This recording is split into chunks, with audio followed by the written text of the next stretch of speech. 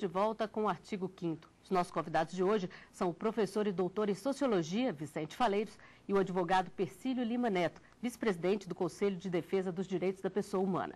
No programa de hoje, estamos falando sobre o direito de ir e vir. Esta é uma garantia que nem sempre é respeitada como deveria, mas é defendida pela população. A equipe do artigo 5º foi conferir as opiniões nas ruas. Qualquer cidadão tem direito, independente de cor, religião, raça, estado civil. Qualquer um tem esse direito, não tem por que intervir nisso. Eu acho importante, mas hoje o que a gente vê é um impedimento.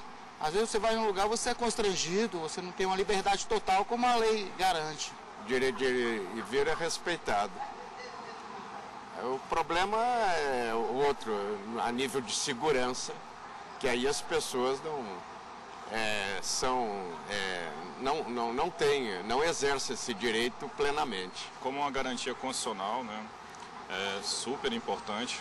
Para mim é um dos pilares de uma democracia, é um dos pilares da República Federativa do Brasil. Doutor Persílio, qual é hoje o principal problema em relação ao direito de ir e vir?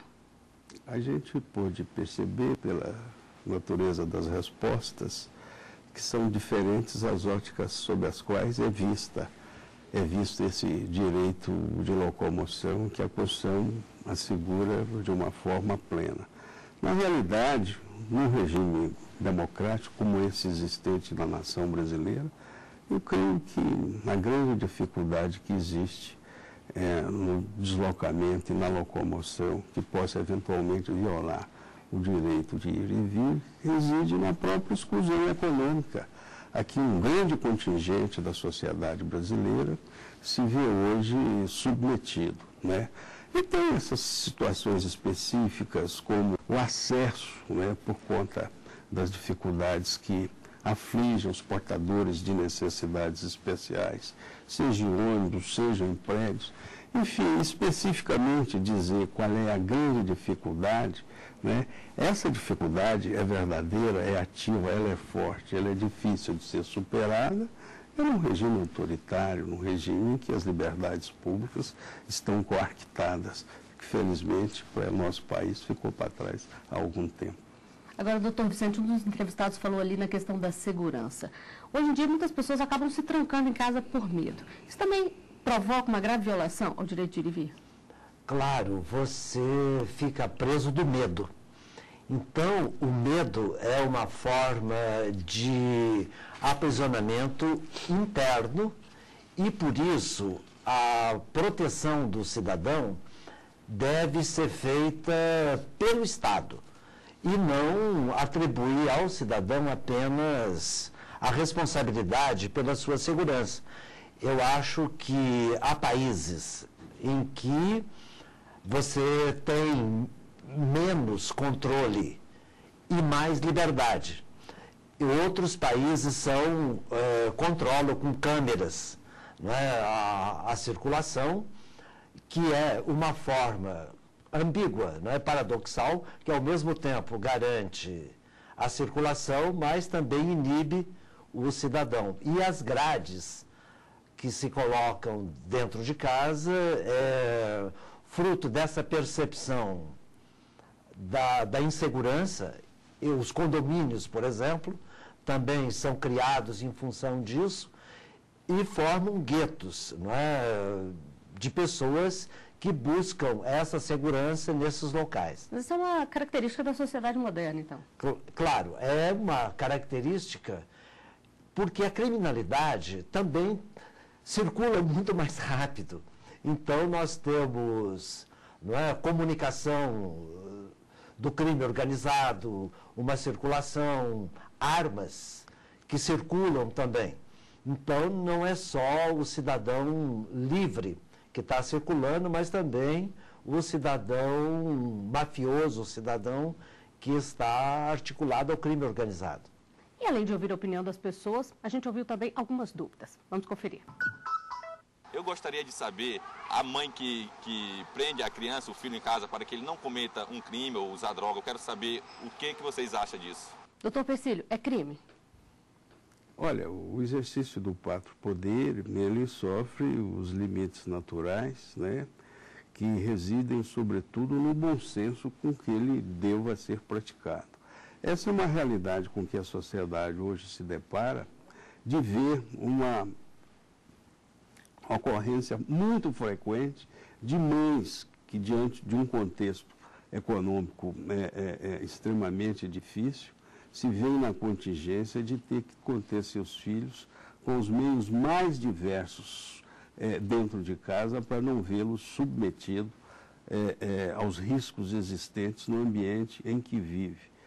Rigorosamente, enquanto essa criança estiver submetida ao pátrio poder, desde que exercidos dentro dos limites do respeito à dignidade dessa criança, ele pode ser praticado. O que não pode é essa criança vir a ser, em função de um suposto defesa de seus interesses, vítima de maus tratos que esse pai ou essa mãe, a partir daí, vai infligir a essa criança. Agora, objetivamente, é uma resposta muito difícil de ser dada, né? Porque você não tem um parâmetro, a resposta é essa, a solução é aquela, porque você tem que buscar o consenso nesse processo educacional em que todos nós estamos imersos. Mas é uma restrição ao direito de ir e vir, doutor? É o direito à proteção. O Estatuto da Criança e do Adolescente diz que a criança tem que ser protegida, porque ela é uma pessoa em desenvolvimento. Então, ela não tem conhecimento dos riscos, não é, da circulação. Então, eu acho que o direito de proteção, a proteção, predomina sobre o direito de circulação. Vamos a mais uma pergunta. Queria saber em que situação meu direito de poder ir e vir pode ser suspenso. Doutor Persílio, em que caso isso pode acontecer? Isso aí, rigorosamente, numa situação de normalidade democrática, ele só pode vir a ser suspenso em decorrência de ordem judicial. Fora disso, ou estado de flagrante delito, quando ele próprio se verá submetido às amarras da lei, mas em outro contexto ele tem plena e total liberdade de se deslocar para onde quer que entenda conveniente.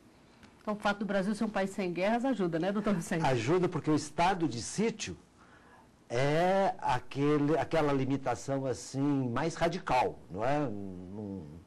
No Estado democrático para prevenir os movimentos que possam impedir a própria democracia. O toque de recolher foi muito usado na ditadura e é uma violação, porque visava a ordem dominante e justamente uma ação contra a cidadania na ditadura.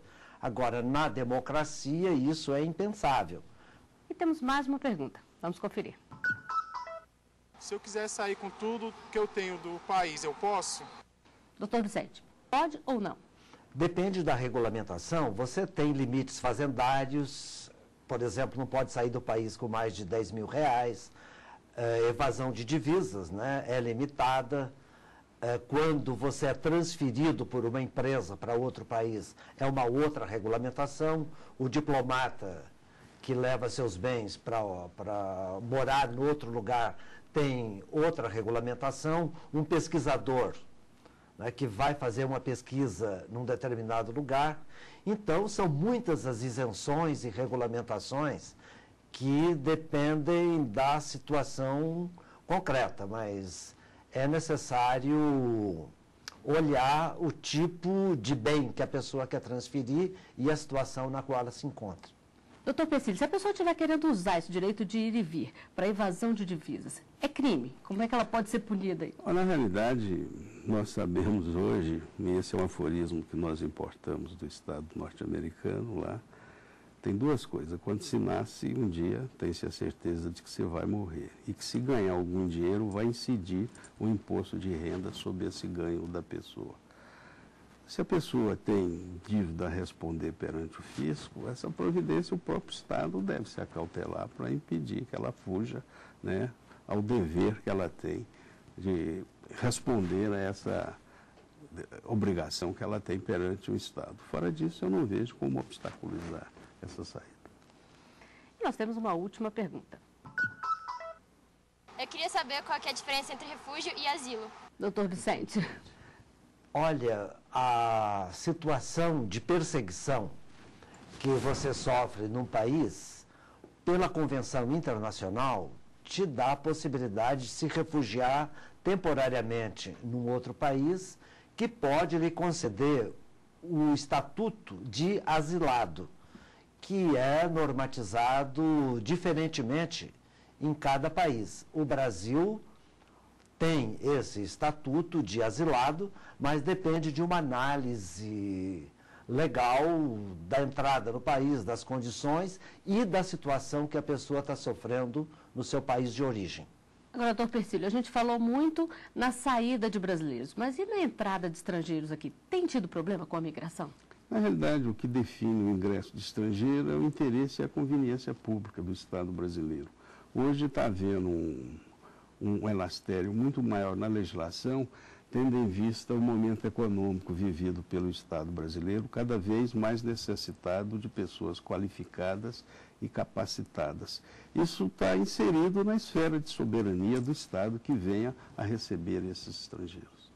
Mas não existe muito problema. Por exemplo, quem quer trabalhar, o que deve fazer? Quem vem de fora para tentar emprego aqui, que a gente vê muito também pessoas em situação até de trabalho escravo aqui. Na realidade, em relação a essa segunda parte da pergunta, nós tivemos notícia recentemente de bolivianos submetidos a trabalho escravos nessas atividades têxteis na cidade de São Paulo, escravizados por nacionais paraguaios, segundo a notícia divulgada pela mídia brasileira. Na realidade, esse tipo de atividade está inserida na parte primeira da resposta que eu dei. É a conveniência do Estado que irá definir se precisa ou não daquela mão de obra qualificada. Quanto ao ingresso como turista, isso aí se rege por normas e acordos que disciplinam essa atividade em todo o mundo. O senhor acha que isso é um problema, doutor Vicente? A migração hoje está aumentando com a globalização. E na Europa há um movimento contra os migrantes, inclusive a direita europeia está se fazendo valer com o preconceito, né, em relação a essas pessoas. Esse massacre que houve na Noruega, por exemplo, é da extrema direita contra os migrantes turcos na Noruega.